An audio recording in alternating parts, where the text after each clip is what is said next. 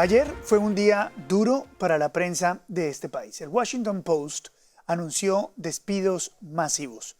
Con 150 años de historia y hoy propiedad del fundador de Amazon, Jeff Bezos, esta catedral del periodismo estadounidense recortó un tercio de su plantilla y eliminó departamentos informativos enteros. ¿Qué significa esto para el diario, para la prensa en general, para los medios en Estados Unidos? Vamos a conversarlo con el periodista Manuel Aguilera, que está con nosotros. Manuel, gracias por darnos unos minutos. Buenas tardes. Encantado de estar contigo y con la audiencia. Manuel, ¿qué te parece esta medida del Washington Post? ¿A qué se debe esto que estamos viendo? Bueno, pues se debe al modelo de negocio, esas dos palabras, esas tres palabras que nos hacen dormir mal a muchos periodistas y que nos han dado tantos disgustos en estos tiempos. El modelo de negocio de los medios tradicionales, reconvertidos en medios digitales, es complicado.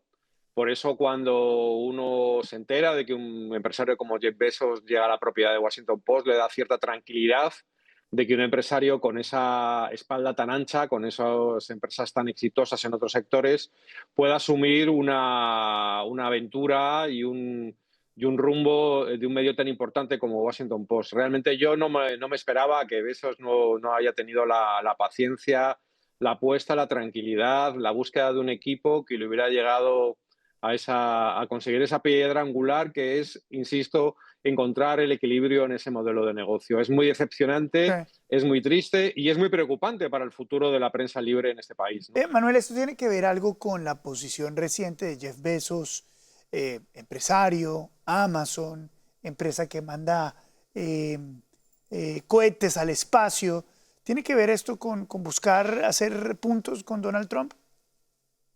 Bueno, hay datos irrebatibles. Y a New York Times y a Washington Post, en el primer mandato de Trump, le fue muy bien. Porque un medio en general, y eso se puede ver en otros países, yo lo viví, por ejemplo, en el mundo, en España, cuando tú tienes una oposición crítica con el gobierno en cuestión de tu país, siempre te va bien en ventas, siempre te va bien en aumento de audiencia y siempre te va bien, cuanto más audiencia, más anuncios y más ingresos. ¿Qué ha pasado? Que es verdad lo que tú dices, que realmente esos negocios paralelos que tiene en este caso Bezos, que yo decía al principio de mi primera respuesta que podían ser una esperanza de te va bien en otros negocios, pues quizás puedas invertir algo en promover un medio de comunicación. En este caso, claro, él ha visto en peligro el resto de sus negocios y ha tenido una posición más tibia, ¿no? Yo no digo que tenga que seguir apostando por endorsar o por apoyar candidatos demócratas. Yo no soy muy partidario de esa costumbre estadounidense de apoyar a candidatos de uno u otro signo,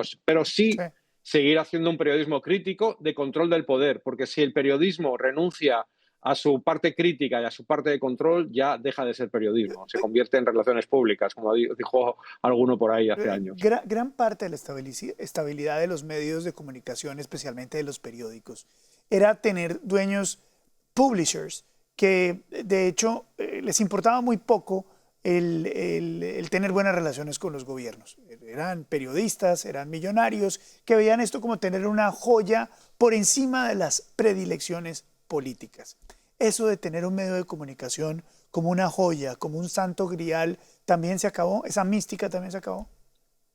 Claro, porque esa independencia económica te puede llevar a hacer un periodismo independiente, pero si esa cantidad de negocios paralelos lo que te hace es tener más dependencia del poder político, es mejor que le des paso a otro empresario que tenga la libertad y los arrestos y el valor de hacer un periodismo crítico con el poder. Porque, insisto, un periodismo plegado al poder, un periodismo que no es independiente, que deja de lado su obligación de control del poder, no es Mm. periodismo. Queda entonces el mundo del universo de los periódicos en manos del New York Times. Sí, sí, sí. Yo creo que además esa renuncia a Washington Post, por ejemplo, a renunciar a corresponsalías, por ejemplo, en la parte de Medio Oriente, deja a New York Times como el único medio que viene de lo impreso y que es Sí. realmente global en los Estados Unidos, ¿no? Increíble que eso esté pasando en el Washington Post y que eso esté pasando acá en Estados Unidos. Me encanta verte, Manuel. Te mando un abrazo. Gracias. Igualmente, un abrazo. Gracias. Y ustedes también, gracias por su sintonía.